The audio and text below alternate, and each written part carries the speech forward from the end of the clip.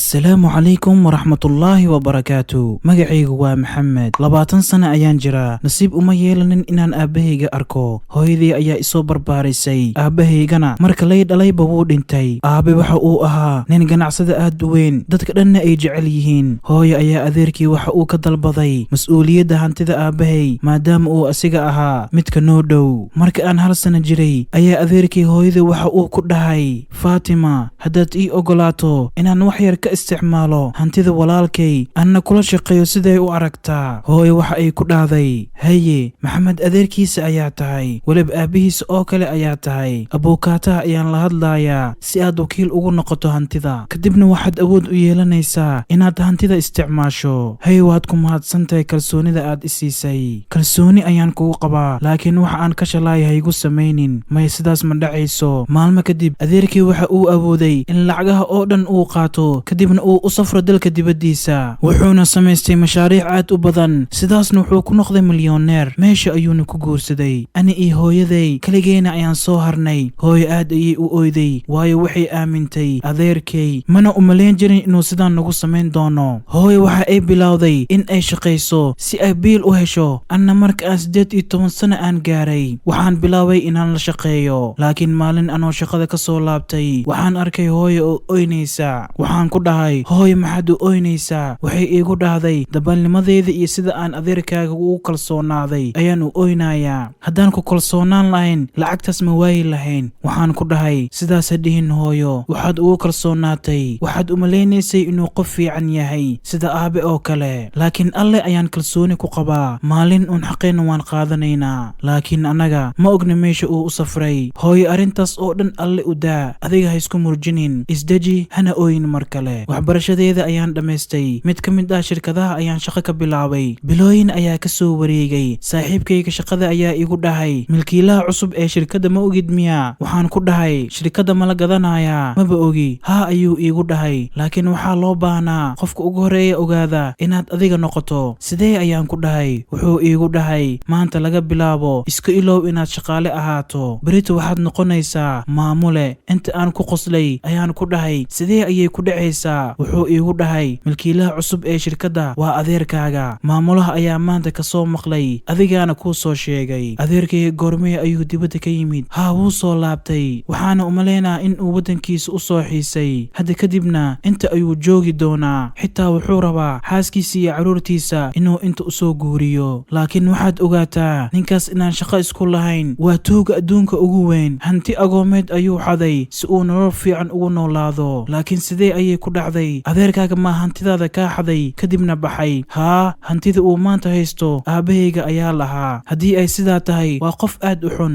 saaxiib waxaan ku leeyahay xaqaaga marnaba ha ka aamusin xaqayga ma ka aamusaayo waxaa shardi ah inta aan asiga kala kulmaayo adeer ayaa shirkadda imaaday shaqaalihii oo dhan ayuu salaamay wuuna i aqoonsan waayey marka shaqadeeda ii dhammaatay ayaan xafiiska ugu tagay yaa tahay adiga maxaad rabtaa ayuu iigu dhahay aniga maxamed ayaan ahay wiilka walaalkaaga haddii aan kuu soo koobo waxaan ahay agoonkii asigoo 1 sano jira aad hantidiisa ka xaday haa maxamed wiilka walaalkay ma ihi wiilka walaalkaaga wax naga dhexeeyana ma lahan waxaan u imaaday inaan xaqayga kaa qaato iyo inaan kaala xisaabtamo ilin kastoo hooyadee dartaada u daadisay si jasjas uu ku jiro inta uu u qoslay ayuu iigu dhahay maxaa dhahday ma waxaad iigula xisaabtamaysaa ilin kastoo hooyadaa ka daadatay dabaalnimadeeda ayaa sababtay inay ilmayso xaq aad iigu leedahayna ma jiraan aad ayaan u xanaaqay waxaana bilaabay ceeji inaan qabto sidee ayaa hooyaday sidaas ku dhahaysaa tuug yahow oo hantideena dhacay saaxiibkayga yazan ayaa iga qabtay wuxuuna igu dhahay ka joog maxamed sababtiisa xabsi ha ku mutaysanin wuxuu nagu dhahay lamadiinaba shaqada waa niiga buriyey mana rabo mar kale inaan wejigiina arko waxaan ku dhahay meel adiga aad joogto inaan aniga joogo ceeb ayay iigu tahay saaxiibkaygana wuxuu dhahay shirkad iyo shaqo kaa fiican ayaan heli doonaa shirkadda ayaan ka soo baxnay aniga iyo yazan kadibna yazan ayaan ka cudur daartay maadaama uu shaqada darteeda ku waayay sidaas ha dhihin maxamed saaxiibkayga oo keliya ma tihid walaalkayga ayaa tahay midda kale ninkaas maba jeclaan shirkadiisana maba sii joogi lahayn waxaan ku dhahay aadaa u mahadsan tahay ilaahay ha ii kaa daaya saaxiib guriga ayaan ku laabtay hooyaday ayaan wax walba u sheegay aad ayay u xanaaqday shirkadda ayaan u soo waday waxayna ku dhahday ninkayga walaalkiisa ayaa tahay waxaan kuu maleeyay qof wanaagsan inaad tahay waxaan kugu aaminay